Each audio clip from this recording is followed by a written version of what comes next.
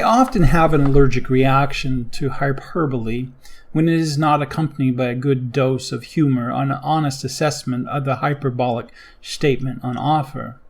Phil Mason has become addicted to his own hyperbole, and it now appears he believes in his own infallibility.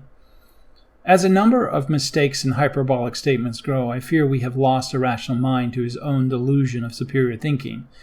Yes, the Lauran Southern thing is a straw that broke the camel's back, but Phil has made a number of obvious mistakes.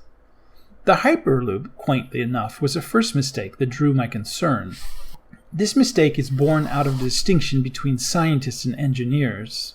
Thunderf00t correctly identified issues that need to be addressed, but they are technical issues that don't change the fundamental design. Thus, the Hyperloop is not fundamentally flawed.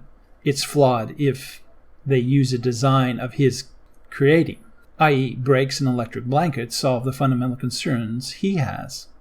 Everything else he did, everything else he said, was hyperbolic. Every experiment he performed is simply his own delusion that he understands the issue. He doesn't. Now, I share with him his concern for the people that are attaching themselves to this technology. But this has fundamentally nothing to do with the technological feasibility. Personally, I don't care about the feasibility of the Hyperloop, but because I could prove beyond a reasonable doubt that Thunderf00t's criticisms were ill-conceived, my concern for him grew. I tweeted in hopes of a critical response. Solution: brakes, electric blanket. I made it simple, I made it obvious, I made it direct. But there was no concern, there was no response.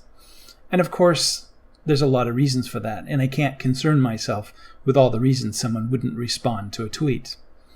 Now, my eyes went wide, though, when he went after the Falcon 9 explosion. He is suspicious of everything Elon Musk does. Is he just jealous or something? So I watched carefully his criticism. And his criticism was basically, rockets have not blown up on the launch pad since the 60s. Yes, and your point? His only point is, why would take a chance with a new design? And as if it wasn't important, he answered his own question with, well, it does add payload capacity. I see. Really? Do you think there is a possibility that there's a point to the redesign? Do you think that perhaps this was the reason it was redesigned? To make reusable rockets? Anyways, scientists are not engineers. Engineers work towards constructive goals. Scientists work towards reductive goals of understanding. When the satellites were first flown, engineers doubted the reality of time dilation, so insisted on putting in a standard clock in case the relativistic clock was wrong. They're skeptical that way.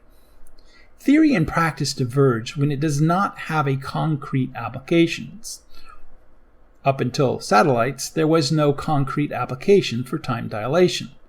Rockets may blow up in the same way they used to, but they do for new reasons. Scientist: I thought this problem was solved. Engineer: yeah, it was for that design. New designs risk the same old problems. No question that SpaceX is pushing the envelope of what is possible. Whether SpaceX achieves those goals is an open question. Now, Phil Mason's criticism of Lauran Southern was counterproductive and mean-spirited. No one is beyond criticism, but everyone deserves respect. Phil, this is a pattern with you. Your lack of respect for the opposing point of view undermines everything you try to do. If you can't understand why conversations are important, then I can't help. But worse, I have to disavow you because your content is only as good as it gets people engaged. And if you can't bother to be engaged, you're not a YouTuber I want to be associated with. Truth bombs. Maybe it's next level humor I don't get, but I fear it's next level truth you don't get.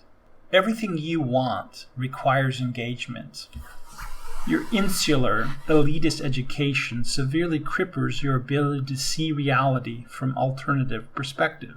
When you call someone the worst reporter in the world, what the fuck are you trying to accomplish? Do you just want her to go away? Do you want her to start crying? Do you want her to feel inferior to you? What the fuck are you trying to do? I can't imagine how that would help achieve any laudable goal. Why wouldn't you want Lauran Southern to become a better reporter? How does that help make her a better reporter? Because I don't get it. Why criticize someone as if they've contracted a terminal sentence of stupid? She's young, she's trying. Are you? Oh, so what you're doing is throwing truth bombs.